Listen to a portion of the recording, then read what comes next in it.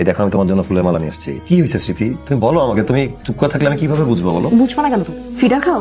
বুঝলাম না তুমি এই কাজটা কিভাবে করলা রিপন। তুমি বাবার বাসায় প্রথমবার বাজার করে নিয়ে গেছো, তুমি কাচকি মাছ নিয়ে গেছো, শাকসবজি, একটা মুরগি, 1 কেজি মিষ্টি, অ্যাটলিস্ট 5 কেজি মিষ্টি নিয়ে যেতে পারতা না? আমার যা বেতন তুমি তো জানোই, আমার সামর্থ্য অনুযায়ী আমি যতটুকু কেনার দরকার ততটুকুই কিনে নিয়ে গেছি। হ্যাঁ, তোমার সামর্থ্যের ব্যাপারে আইডিয়া আছে আমার, কিন্তু তুমি কি ধার করতে পারতা না?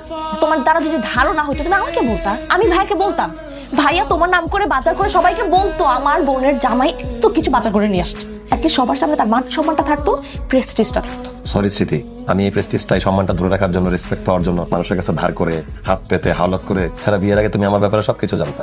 এখন সংসার করার অবস্থায় এই কথা, এই প্রসঙ্গ কেনই বাড়তেছে? আসতেছে কারণ এই যে 20 টাকার ফুল প্রেমের সময় খুব ভালো লাগে, রোমান্টিক মনে হয়, কিন্তু বিয়ের পরে 20 টাকার ফুল ফুল মনে হয় না, কাটা মনে হয়, কাটাই পুরোটা কাটায় ভরা।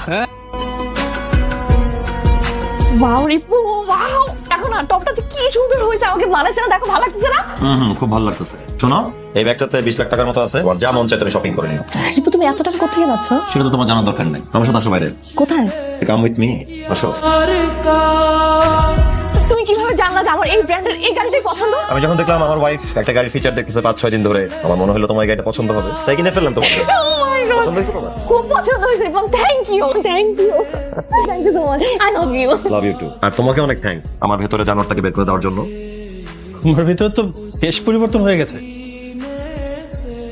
ভাইয়া, আপনি তো সেদিন বাজার করেছিলেন, রান্না করে সবাইকে খাইয়েছিলেন, তার 50,000 টাকার মতো খরচ হয়েছিল। এই নেন, আপনাকে আমি 1 লাখ টাকা দিলাম, আপনি আবার বাজার করবেন এবং আবার সবাইকে রান্না করে খাওয়াবেন, ঠিক আছে? বাসা সবাইকে ডাক দেন। হীরা, মা, রিপন আসছে, একটু জলদি আসো। আসসালামু আলাইকুম আম্মা, কেমন আছেন? অমিত, আম্মাকে আম্মার গিফটটা দাও। আম্মা, এটা আপনার জন্য, আমি নিজে চয়েস করে আপনার জন্য কিনেছি। আম্মা, আপনার বাসায় যে কাজের লোকটা আছে এটা তার জন্য, তার বেতন এটা। ভাবি, এই গাড়ি চাবিটা রাখেন। আরশানের তো স্কুলে যাওয়ার গাড়িটা নষ্ট হয়ে গিয়েছে। So, আরশান ছোট মানুষ, স্কুলে কষ্ট করে আসা যাওয়া করবে সেটা আমি একদম চাই না। ব্র্যান্ড নিউ গাড়িতে যেন আসা যাওয়া করে সেটাই আমি চাই, হাজার হলেও সে তো আমাদের family member. Oh my God, oh my God, oh my God! Thank you so much, ভাইয়া।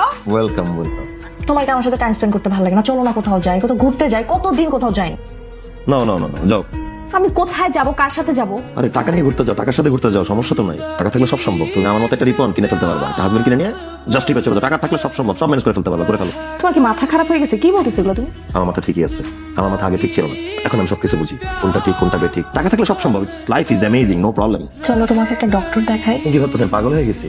আমি পাগল হয়ে যাই না, আমি পুরোপুরি সুস্থ আছি মেন্টালি। জাস্ট নেশায় ধরছে, টাকার নেশা। টাকার গন্ধ চোখে দেখছি কখনো?